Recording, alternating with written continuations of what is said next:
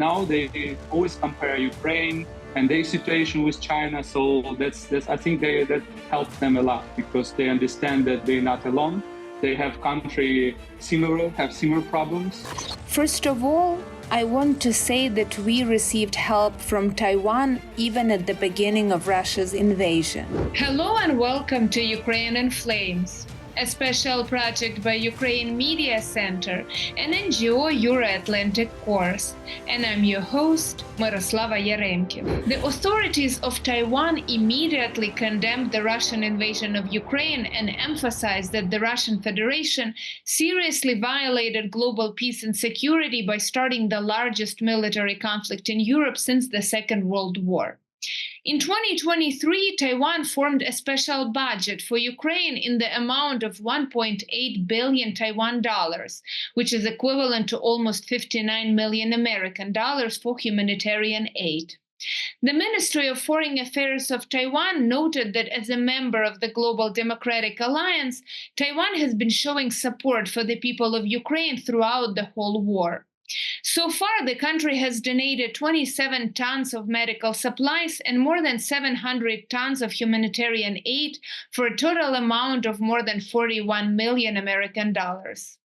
In today's episode, we're going to talk about Taiwan's humanitarian efforts, which include volunteer initiatives and government assistance, as well as the participation of Taiwanese volunteers in Ukraine's fight for freedom and independence. If you want to learn more about this subject, please continue watching this video and subscribe to our channel so that you don't miss our videos in the future. It is perhaps no surprise that the plight of Ukrainians suffering from Russian invasion of its territory has strongly resonated with the Taiwanese public. The popular slogan, Ukraine today, Taiwan tomorrow, was repeated in media reports on a near-daily basis during the early months after the war broke out, highlighting the heightened sense of urgency within the Taiwanese public. In response, the Taiwan government has demonstrated sizable support for Ukraine, both through direct and indirect financial and humanitarian means. Taiwan is in the top 5 Indo-Pacific countries in terms of bilateral aid sent to Ukraine, trailing only Japan, Australia, and South Korea, while leading New Zealand. In the East and Southeast Asia regions, Taiwan is among the leading countries, coming in as the third largest donor of humanitarian aid to Ukraine. Bohdan Kusch, co-founder and volunteer of the Taiwan Team organization in Ukraine, who lived in Taiwan for 6 years, will share his insights into this unprecedented help to Ukraine from a small island in the Indo-Pacific. If we're talking about Taiwan, since 2022, it's really big difference because when I was in Taiwan, I lived in Taiwan for 6 years and I came to Ukraine 2021. So before that happened, if you talk with Taiwanese, they will say oh, we know Ukraine, yeah, it's near Russia. It's how they say. Sometimes they even say oh, is it like Russia or something? So they didn't really know about Ukraine a lot. I mean, I think not only Taiwan, but if you talk now with them, so it's big difference because they realize. And they start to understand what's the difference, Russia, Ukraine, and of course the war started and everything. So of course, sometimes even before they told me maybe few people I met before, they say me, oh, Taiwan, Ukraine and Russia is like Taiwan and China. I can agree sometimes on that, but not I can say about 20% on that because I can't fully agree on that. Because it's a little different. Still, it's different. Different situation. I mean, Taiwan, China, and Ukraine, Russia. And of course, if starting from 2022, it's really big difference. First of all, it's a lot of Ukrainians in Ukraine now. I mean, it was before, it was only 52 Ukrainians. I saw statistic. Now it's more about 200, maybe like that. So it's big difference. Plus, Taiwan is not really big; it's only 23 million, I think, population. Yeah. So they start a lot of projects Taiwan. The government even started a lot of projects the beds, we talked like before equipment, some like for example the cars for the soldiers or something. Of course, they try to do a lot of delegation, like Taiwanese people come to Taiwan, even defend Ukraine, because I knew some of them. One guy, like he passed away like last 2 years ago. He was Taiwanese and he was soldier in Ukraine, so he's like defend Ukraine. Yeah, so it's like big, really big, like huge difference that it was before. They start to to read the news more about Ukraine, to read history, even like the difference, like the to check the situation. And of course, they usually now they always compare Ukraine and their situation with China. So that's I think that helped them a lot, because they understand that they're not alone. They have similar problems. Of course, I can sometimes agree on that, but if talking about Taiwanese, they really fully understand that it's like Ukraine is like European Taiwan. It's like if talking about help, like for example, I can say about beds, like for medical beds that we help. Taiwan already supply like more than 300 beds in Ukraine, and it's the big support, like financial support, of course, is from the Presbyterian Church. It's like a regional organization. Of course, the government like always like help them, but I can't say they take a part on it. They take a part because I don't know about financially, but they take a part, like they do some conference. They always do a lot of things. I mean, by government. And of course, they always say, we want to like, every day I hear from Taiwanese that we want to meet like some Ukrainian president or something like near government, Ukrainian government, like in the high position. I mean, because they want to, keep in touch to get like to have some relationship, like, or something like that. So it's usually like, I feel it's, in my opinion, it's always for now, it's like more in one way, because Taiwan wants, sometimes I say to Taiwanese, you want more keep in touch with Ukraine, that Ukraine won't keep in touch with you, like that. Because like talking like about beds, so it's like, it's big help. So they always like check, they always ask me, for example, ask another organization, I don't know, Taiwanese, ask me like, what do you need? Like we can check the project, we can check what really needs, like for soldiers or something, like. So that's like, they invest a lot of money on that, really. I mean, I can say only on the bed projects, the medical bed, but I don't know about the other projects. So yeah, so they always ask me, like some even Taiwanese, they every year, 2 times per year, they come to Ukraine, and they, Taiwanese doctors, and they do some, teaching, some classes, so like that. So I also was there, and I helped them to translate, into Chinese, Ukrainian. So it's really like a lot of projects from Taiwan go to Ukraine. But the thing is, like sometimes, like if you want to like keep, if you want to talk with some Ukrainians, like deputy or something, sometimes it's okay.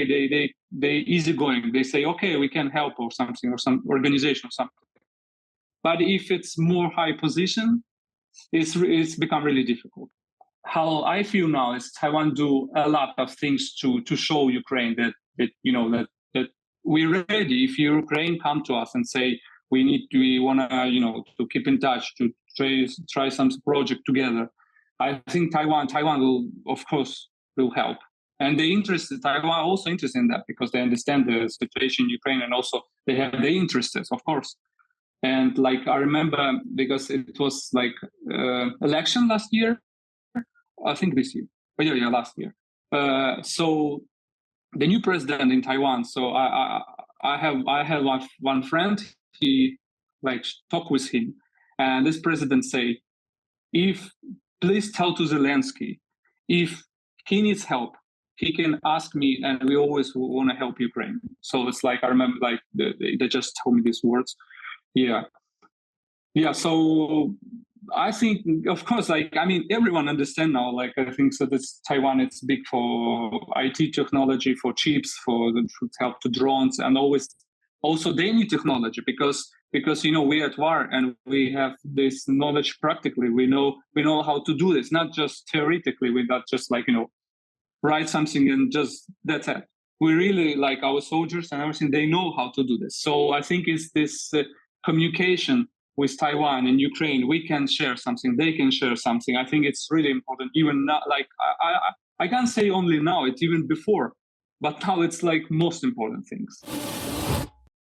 While humanitarian aid and economic sanctions stand as the most visible demonstration of Taiwan's overall support for Ukraine, the clearest manifestation of the Taiwanese people's support may be the group of volunteer soldiers that has traveled over 6,000 miles away to fight on the battlefield in Ukraine.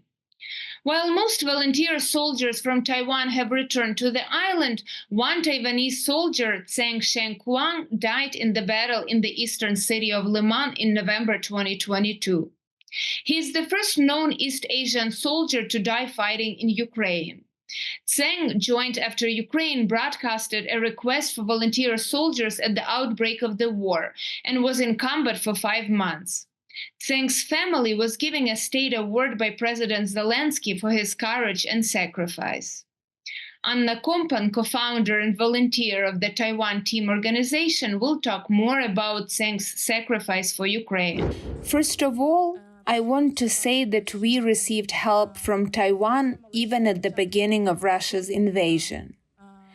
Thanks to the caring Taiwanese people, thanks to the Taiwan team, we collected our first aid, which was 3 tons of humanitarian aid, and we are very grateful for it.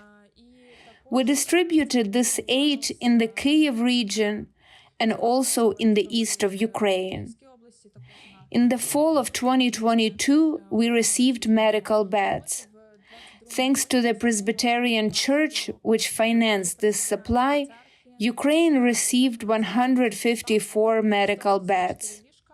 Kyiv hospitals, as well as hospitals in the east of Ukraine, the Cherkasy region, and Kropivnitsky, received medical beds from Taiwan. The beds are new, specially made for Ukraine. They are functional, with mattresses, with everything, and they are just adjustable. As for the batch we're getting this week, it is also 154 medical beds from Taiwan. They are also new. I am very grateful for this batch to our organization Team Taiwan in Ukraine. Grateful to Taiwan, grateful to the Presbyterian Church in Taiwan. This supply was financed by the International Taiwan Asia-Pacific Center and the Taiwan Community Development Association. We are very grateful to them for it. Today I was at Maidan Nezalezhnosti, on the square. You may have seen that there are flags of different countries there. Ukraine, the UK, Poland, Germany, the USA, and Canada. These are all heroes who died fighting for freedom, for Ukraine, for Ukrainian people. Today, unfortunately, I had a Taiwan flag with me. Unfortunately, a person from Taiwan died in this war. I put a flag for him. It's very painful to see, very painful to understand that his family lost a son, his sister lost a brother. His name was Tseng Sheng-Kuang. I am very grateful to him for fighting with us. My condolences to his family for their loss. Recently, there was an event in support of Taiwan, in support of the people who died in the earthquake in Hualien, a city in the east of Taiwan. If you know, in April of this year, Taiwan was hit by a series of earthquakes, a tragedy where not everyone survived. This series of earthquakes had a magnitude of 7.5 and was very severe. Many cities in the east were affected. And this wasn't the first time. Unfortunately, due to the location of Taiwan, it happens quite often. We pray for the people of Taiwan, sympathize with them as they sympathize with us, and support them. You've been watching a special project by Ukraine Media Center and Euro-Atlantic course dedicated to the Russian-Ukrainian war, Ukraine in Flames.